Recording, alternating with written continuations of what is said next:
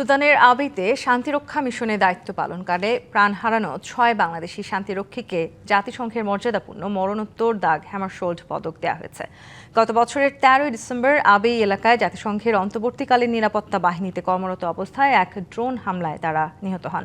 New ইয়র্কে জাতিসংঘ সদর দপ্তরে আন্তর্জাতিক জাতিসংঘ শান্তিরক্ষী দিবস উপলক্ষে আয়োজিত এক অনুষ্ঠানে মহাসচিব আন্তোনিও গুতেরেস জাতিসংঘে বাংলাদেশের স্থায়ী প্রতিনিধি রাষ্ট্রদূত সালাউদ্দিন নোমান চৌধুরীর হাতে এই পদক তুলে দেন।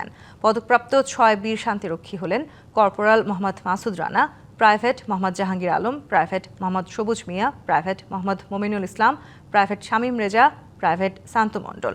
আন্তর্জাতিক শান্তি ও নিরাপত্তা প্রতিষ্ঠায় তাদের এই অসামান্য সাহসিকতা, দায়িত্ববোধ এবং আত্মত্যাগকে বিশ্বমঞ্চে বিশেষভাবে সম্মান জানানো হয়। নগদ নিয়ে এলো হার না মানা হার অফার।